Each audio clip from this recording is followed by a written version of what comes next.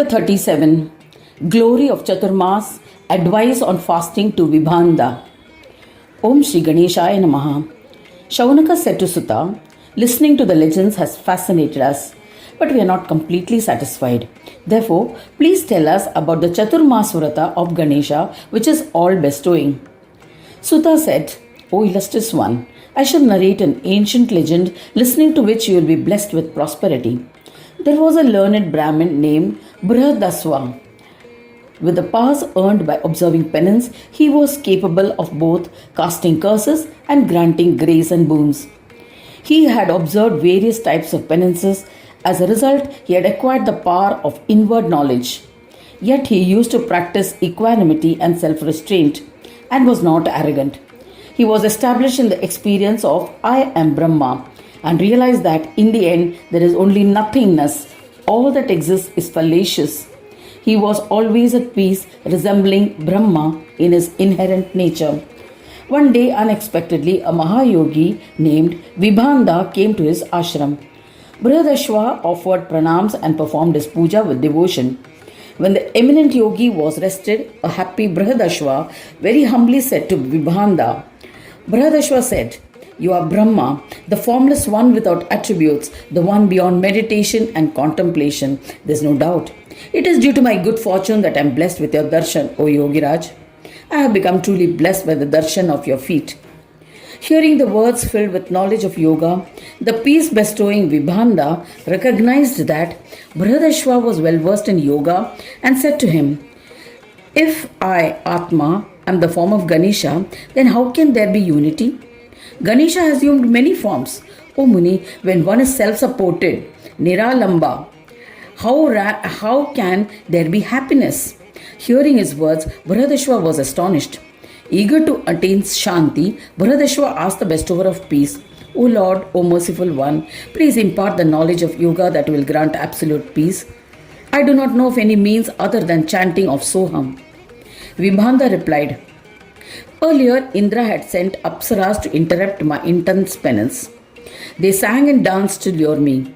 I was unmoved and determined, but they continued to entice me with sensual pleasures to corrupt me. I succumbed to the infatuation and my semen fell on the grassy ground. I was dejected and returned to my ashram. O Mahamuni, all the Apsaras returned to Swargaloka. I approached Brahmin Jajali and bowed to him. He honored me. I performed penance along with him and stayed with him. When I noticed that he would perform Ganesh Puja regularly, I asked him, O Swami, forsaking all other devas, why are you always engaged in steadfast worship of Ganesha? When I asked this question, the yogi, Jajali, the knower of supreme truth, affectionately explained, I shall tell you what I learned from him. Jajali elucidated, O illustrious one, the Vedas say that Brahma is not different from Ganesha. Those learned in the Vedas call him Brahmanaspati. O Mahamuni, I had earlier observed intense, single-pointed penance. The luster that emanated due to my penance had encompassed the entire universe. That time, unexpectedly, Mahamuni Lomesha arrived in my ashram. I bowed with devotion and performed his puja. Thereafter, the omniscient Brahmin Muni Lomesha, who was revered by yogis and was inherently compassionate, said to me, O eminent one, what do you intend to achieve by observing such rigorous penance? Instead, practice yoga and you will become Brahma. Humans, by observing penance, are rewarded with pleasures. They are endowed with duality like happiness, sorrow, profit, loss, victory, defeat, honor, insult, etc. One needs to emerge from these dualities. Therefore, they are not of great importance. When I heard this, I bowed and asked the Muni, who was instructing me on yoga, O omniscient Muni, please elucidate that path of yoga sadhana. I am your disciple and shall follow the path of yoga as instructed. Lomesha said, Earlier I was unable to speak, hence I used the support of karma yoga to observe penance. Once I bowed to Brahmadeva and implored him to impart the knowledge of the all-bestowing yoga. At that time, he narrated the absolute peace-bestowing and revered Ganesha Purana, the essence of all Shastras, which was respected by all. Due to the power of having listened to that Purana, I was blessed with the ability to speak. I bowed to the Lord happily. Thereafter, I returned to my ashram and followed the teachings of Ganesh Gita and earned the respect of yogis. I installed an idol of Ganesha, performed its puja as ordained, and meditated to please Vignapa. I would chant the Ekakshara mantra. After 100 years, Gananayaka was pleased and manifested to grant me boons. Seeing Gajanana, I offered pranams, performed his puja, and extolled him by reciting various stotras. Ganesha said to me, O Lomesha, ask for what you desire. O eminent Muni, I am pleased with your devotion and penance and will fulfill it. Lomesha replied, O Lord, grant that I will be forever engrossed in devotion to you and make me a Ganapatya. I do not desire any other boons, as everything else is a falsity and illusory. O Gajanana, grant me a long life to constantly sing bhajans at your feet. At that time, Lord Ganesha, who loved his devotees, said with joy, You shall be very dear to Ganapatyas. At the end of every kalpa, one day in the life of Brahma, you will shed one hair from your body. Your lifespan in kalpas will be equivalent to the number of hairs on your body. Thereafter, you shall sacrifice your body and ascend to my loka and reside there with faith and devotion. There is no doubt about it. O Yogisha, all your wishes will be fulfilled. I shall manifest whenever you remember me during your endeavors. Having granted these boons, Brahmanayaka Ganesha disappeared. I remained behind, heartbroken. I installed his idol and immersed in performing its puja. Thereafter, at the end of one Manvantara, another Manvantara commenced. A new Indra was established as the sovereign ruler of the three worlds. He summoned Vishwakarma and commanded him to redecorate his palace and fill it with beautiful decorations. He also asked him to construct beautiful gardens and landscapes. Vishwakarma obeyed the orders of Indra and strived to construct a splendorous design. O Mahamuni, yet Indra did not like it. He kept asking for changes to be made frequently. Vishwakarma was distressed. When it became unbearable, he remembered Gananayaka. He was eager to begin work for other devas and not just Indra. He wondered when Gajanana would relieve him from Indra's assignment and enable him to work for others. Coincidentally, I went to Indra's home. After performing my puja, Indra said, O eminent Guru, my dharma, my karma and other aspects have become blessed by your darshan. But why are you sporting the leaves of the palasha tree on your head, the flame of the forest tree? Lomesha replied, This body is perishable. Why should one struggle to build a house for it? O Indra, to protect myself from rain and sun, these leaves are sufficient. Therefore, I am carrying them on my head. In response to my reply, Indra said to me, O Lomesha, during a kalpa, just one hair from your body is shed. Even at the end of a kalpa, you are not destroyed. O Guru, command me, and I shall construct a beautiful house for you. You can live there happily. There are 14 Indras in one kalpa.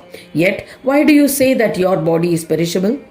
Hearing this question, I happily replied to Indra, O Indra, you are trying to entice me and corrupt my yogic practice. That the body is perishable, why should a wise one put in great efforts?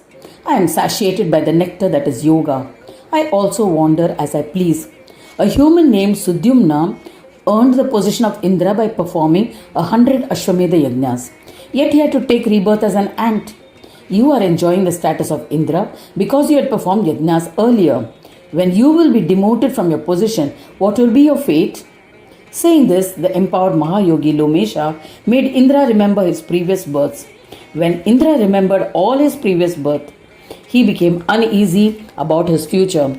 He bowed to Lomesha and, worried about the future, said, O eminent Guru, please tell me that yoga, that which redeems one from the cycle of birth and death, and by which all desires to indulge will be quelled. Lomesha replied, Worship Ganesha wholeheartedly and you will be blessed with yoga. Ganesha is the form of Brahma, of Brahmas, and the bestower of yogic peace. Indra asked, Ganesha has a name and form. Then how is it that he is the embodiment of yoga? Please elucidate about him and his glory. Lomesha replied, Ganesha is the form of yoga, but he assumes various forms with different identities as a part of his divine play. To to bestow yoga upon his devotees. His body represents the manifest universe and his elephant head represents the unmanifest causal aspect. The union of both is Gajanana. Siddhi is the Maya who creates illusions, Buddhi is the Maya who bears the illusions. Brahmesha Gajanana conducts his divine plays with both these Mayas. One can attain his darshan by the practice of Swasamvedya Yoga. Therefore, the learned ones consider him as Swanandavasi, Lord of Swananda. Union of all external and internal collectives represents Ganas. Ganesha, the form of Brahma, is their Swami or Lord. Having expounded thus, the Mahayogi Lomesha initiated Indra into the Shadakshara mantra of Ganesha, observing all rituals. Indra, with all humility, bowed to Lomesha and said with reverence, "Please impart the knowledge by which I can attain the darshan of Ganesha soon." Lomesha said, "The period of Dakshinayana, the sun travelling south on the celestial sphere, is the night of Devas, who reside in Swarga. Human beings on earth are not entitled to perform karmas during that period." The goddess of night, Ratri Devi, was unhappy when she realized this. She approached Brahmadeva and requested him to make her virtuous by allowing performance of good deeds at night. Then Brahmadeva initiated her into Shodashakshara mantra, the 16-letter syllabled mantra. She accepted it and went to a dense forest. She commenced her austere penance on the day of Ashad Purnima by contemplating on Ganesha. Lord Ganaraja, drawn by her devotion, became pleased and manifested to grant her boons on the night of Kartik Purnima. Seeing him, she bowed to him, prostrated and extolled him with various stotras. Pleased with her, Ganaraja said, "O Ratri Devi, ask for a desired boon." Ratri Devi said, "O Lord, grant me steadfast devotion at your feet. O Lord, even though I represent night, grant that mankind can perform good deeds at night too." Hearing her words, Gajanana said, "O Devi, you will be blessed with steadfast devotion at my feet." The 4-month period, that is Chaturmas, from the beginning of Ashad Purnima to Kartik Purnima, will be wish fulfilling to the religious ones. One can perform Ganesh Panchakar Vrata during the Chaturmas period. You shall be the bestower of all siddhis. O illustrious one, for a period of 6 months you will be blessed with good deeds. May this 4-month Chaturmas Vrata be more blessed than the remaining 6 months Vrata. Due to the influence of the good karmas, you will be the beloved of other devas. Ceremonies such as marriages and other karmas will be performed during your time. Those who undertake the Chaturmas Vrata will be blessed with the merits equivalent to having observed Vrata throughout the year. Having granted these boons, Ganesh, the one who loves his devotees, disappeared. Ratri Devi observed pranams to Lord Ganesha and lived happily. Therefore, O Devraj, you should observe the Chaturmas Vrata to attain yoga. There is no doubt about it. Having said so, the best of Munis returned to his ashram and sang bhajans of Ganesh. Thereafter, Indra invited Vishwakarma to his assembly and said, "O Lord, you may now return to your home." An astonished Vishwakarma returned home and sang bhajans of Ganesha.